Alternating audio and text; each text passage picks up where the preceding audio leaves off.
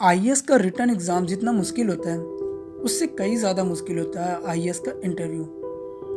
IAS के interview में candidate से जो सवाल पूछे जाते हैं, कैंडिडेट को अपनी सूझबूझ से उसका सही आंसर देना होता है। लेकिन हर साल इस इंटरव्यू की कड़ी तैयारी करने वाले कैंडिडेट को भी इस इंटरव्यू को पास करने में काफ़ी प्रॉब्लम फेस करनी पड़ती है। तो दोस्तों, आज की इस वीडियो में हम ऐसे ही कुछ क्वेश्चन के बारे में बात करने वाले हैं जो आईएएस के इंटरव्यू में पूछे जाते हैं।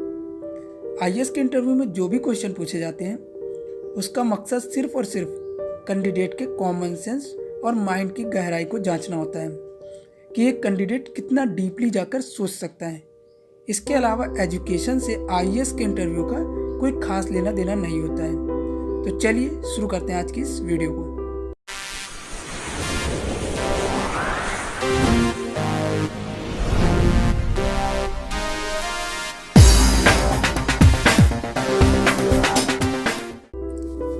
आईएएस के इंटरव्यू में एक क्वेश्चन पूछा गया था, अगर आपको 3 कमरों में से किसी एक कमरे में भेजा जाए तो आप कौन से कमरे में जाना पसंद करेंगे। इसमें आपके पास 3 ऑप्शन दिए गए थे। पहला कमरा जहां पर आग लगी हुई है, दूसरा कमरा जहां पर 5 हथियारे बंदूक के साथ तैयार हैं, तीसरा कमरा जहां पर एक शेर पिछले महीने से बिना कुछ खाए पिए रह रहा है। इस सवाल को सुनकर काफ़ी सारे कैंडिडेट सोच में पड़ जाते हैं क्या आंसर दें, और इसका आंसर नहीं दे पाते हैं। लेकिन इसका सही जवाब है तीसरा कमरा, जहां पर एक शेर पिछले 1 महीने से बिना कुछ खाए पिए रह रहा है।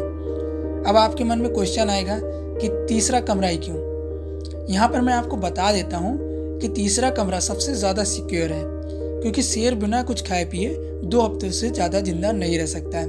और इस सवाल में बताया गया है कि एक शेर पिछले महीने से बिना कुछ खाए पिए रह रहा है, तो इसका मतलब ये हुआ कि शेर अब तक मर चुका होगा। तो इन तीनों कमरों में उसके लिए तीसरा कमरा सबसे ज़्यादा सिक्योर है। आईएएस के इंटरव्यू में एक क्वेश्चन पूछा गया कि हेयर एंड देयर में क्या फ़र्क होता है। इस सवाल को सुनकर काफ़ी सारे कैंडिडेट सोच में पड़ जाते हैं, और कुछ तो इसका हिंदी मतलब बताने लग जाते हैं कि हेयर का मतलब यहाँ होता है और देयर का मतलब वहाँ होता है। तो सोचने वाली बात यहाँ ये है कि इतना ईजी क्वेश्चन इंटरव्यू में पूछा क्यों जा रहा है। लेकिन जिस कैंडिडेट से ये क्वेश्चन पूछा गया था, उस कैंडिडेट ने काफ़ी सूझबूझ से इसका जवाब दिया।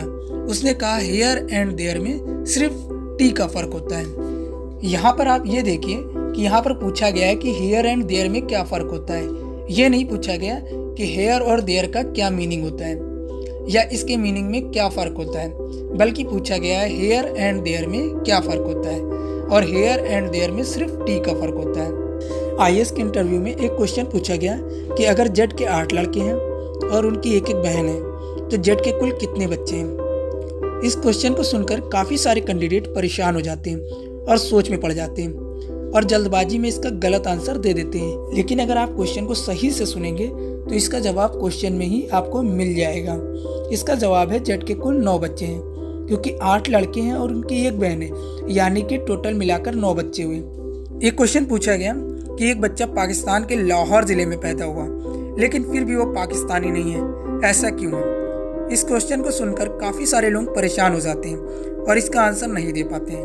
उन्हें लगता है ये काफ़ी हार्ड क्वेश्चन है, लेकिन अगर देखा जाए तो ये इतना हार्ड भी नहीं है। तो इसका जवाब है वो बच्चा 1947 से पहले पैदा हुआ था, और हम लोग जानते हैं 1947 से पहले पाकिस्तान का वजूद ही नहीं था।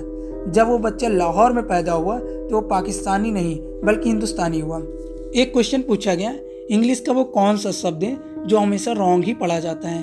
आप चाहे इंग्लिश के जितने भी जानकार ही क्यों ना हो, क्वेश्चन सुनकर आप थोड़ी देर सोच में ज़रूर पड़ जाएंगे। अगर आपको जवाब पता चल गया है तो आपको बधाई हो, लेकिन अगर आपको नहीं पता है तो मैं आपको बता दूँ कि रॉन्ग इंग्लिश का एक ऐसा शब्द है जो हमेशा रॉन्ग पढ़ा जाता है।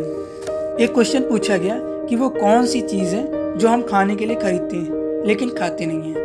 अब इस क्वेश्चन को सुनकर काफ़ी सारे लोग परेशान हो गए होंगे और काफ़ी सारे लोग इसका आंसर नहीं दे पाएंगे।